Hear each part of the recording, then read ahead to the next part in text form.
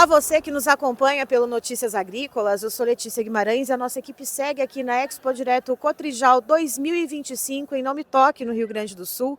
E vamos falar um pouquinho sobre sistemas de cultivo com a Graciela Mognol, ela que é diretora de marketing da BASF da área de soluções para a agricultura Brasil. Graciela, seja muito bem-vinda. Muito obrigada, é um prazer estar aqui falando com vocês, produtores que nos assistem. E falar sobre sistemas de cultivos é muito legal, porque é a maneira com que você, produtor agrícola que está nos assistindo, trabalha. Você, produtor, com certeza planeja a sua safra com antecedência. E de acordo com a região, se planeja o que a gente chama de rotação de culturas. Então, quais são os cultivos que naquele ano ou naquela safra, para aquela região, o produtor vai optar? Então, por exemplo, nós estamos agora no Rio Grande do Sul. Quais são os sistemas de cultivo aqui no Rio Grande do Sul? A gente tem o sistema de cultivo arroz-soja, que é muito predominante mais na região sul do Brasil, e aqui especificamente nós estamos falando de um sistema produtivo soja-trigo. Então é a maneira com que você, produtor, planeja, e isso é muito importante, porque no final dessas safras, dessa rotação, você tem que entender como é que isso foi bom em termos de uso de água, uso de recursos, a produtividade final dessas safras e qual vai ser o manejo que o produtor vai utilizar visando fazer com que um cultivo ajude o outro. Esse é o grande segredo que antes, não é que não acontecia, mas acontecia menos, porque se pensavam em cultivos isolados. Hoje não. Esse ecossistema e esse pensamento da rotação de culturas fazem com que o produtor tenha mais sucesso. E Graciela, você trouxe esse ponto do sucesso e também da questão do ambiente. Eu queria saber de que maneira a gente está trazendo esse recorte aqui do Rio Grande do Sul, mas se a gente for pensar o Brasil com vários biomas, com essa escala continental, com esse agro diverso que a gente tem, de que maneira a gente pode ter cultivos que sejam produtivos de maneira sustentável e que ainda assim consigam, para mais do que alimentar o brasileiro ou pessoas mundo afora, trazer ganhos para o produtor?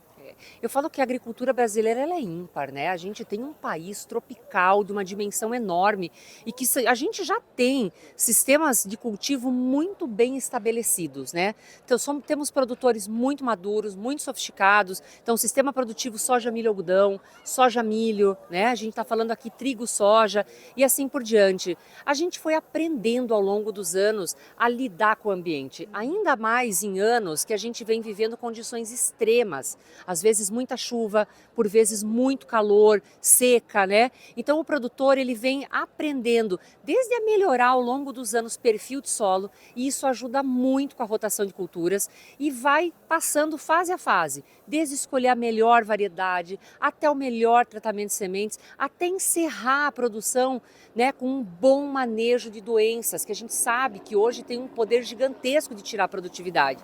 Então assim, eu tenho muita tranquilidade em falar que somos muito sofisticados hoje e que o produtor, de uma forma muito sustentável, já vem pensando nisso desde o início do planejamento e há muitos anos, na verdade. Isso é muito interessante que você trouxe, porque tem as perdas que tem aquela pressão maior por causa do clima e tem as perdas que são maiores por causa de pragas, por causa de ervas daninhas ou por causa de doenças fúngicas. Pensando, por exemplo, nas doenças fúngicas, quando a gente tem, por exemplo, a soja, o milho e o algodão, se não houver um controle correto, né, os esporos estão ali no ar, se não houver um controle correto, com a dosagem correta, como que fica esse sistema de cultivo? Ele fica desbalanceado? Quais são os principais impactos, Graciela? Com certeza. Essa é uma coisa que a gente fala muito, é você fazer não só controle de doenças, mas de tudo, como você mencionou, em todos os cultivos. Porque você vai baixando a pressão de doença, você vai fazendo o manejo correto de uma área para outra. Uma outra coisa que a gente valoriza muito é você ter produtos multicrop. Produtos que você pode utilizar para soja, mas que tem uma versatilidade para você usar no milho, ou para você usar no algodão, ou para você usar no trigo, e que o produtor consiga fazer um planejamento melhor. Isso é muito interessante para o produtor quando ele for fazer a tomada de decisão na aquisição dos insumos. Mas sem dúvida, um cultivo ele depende do outro e quanto melhor você começar manejando desde o primeiro, maiores resultados em produtividade você vai ter no final, inclusive na soma desses cultivos. Isso é muito emblemático. Se a gente pensar a mosca branca, por exemplo, que era muito comum no feijão, a gente tem agora uma pressão muito grande para a soja. Tudo bem que são grãos ali, são leguminosas em tese parecidas, mas antes uma pressão era muito maior para um cultivo do que para o outro, né, Graça? Não, e agora você está vendo uma coisa mais generalizada, né? Como são, por exemplo, também insetos vetores, por exemplo, em milho, que você tem em citros, né? O caso da cigarrinha é um caso muito emblemático também. Então isso é muito importante, que a gente primeiro conheça, busque ajuda, entenda quais são essas pragas e doenças que podem também ser multicrop e de que forma a gente pode usar produtos e serviços e até a agricultura digital para tomar as melhores decisões e no final do dia ter as maiores produtividades. Porque assim, qual é a grande moeda do produtor? É o grão. No fim do dia tem que produzir. A nossa batalha diária tem que ser por altas produtividades.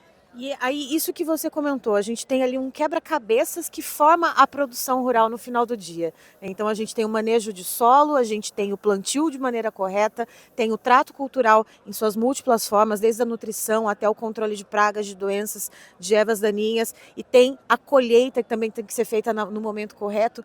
De que maneira a BASF, sendo com produtos, sendo com serviços ou sendo com a proximidade com o produtor, de que forma que a BASF se posiciona para garantir esses sistemas de cultivo sustentáveis e, de fato, produtivos?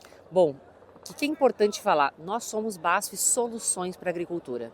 Nós somos uma empresa hoje que aporta para o produtor brasileiro um conjunto de ferramentas que vão desde sementes, traits, produtos para tratamento de sementes, controle de doenças, o Charvio, que é a nossa plataforma de agricultura digital, e que a gente consegue combinar tecnologias tão potentes e inovadoras que o produtor pode ter certeza que vai estar utilizando os melhores produtos, mas mais do que isso, com uma equipe apaixonada que tem condições técnicas de dar as melhores recomendações. Isso é uma outra coisa fundamental. Não basta você ter o produto e a solução, você precisa ter uma boa equipe técnica para orientar.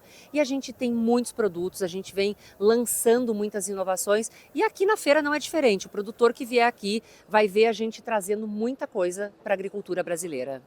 É isso, é o agro brasileiro muito bem amparado, tem produtos, tem tecnologia e também tem pessoas fazendo parte dessa construção que é a produção agrícola brasileira. Eu encerro por aqui, já já tem mais informação para você.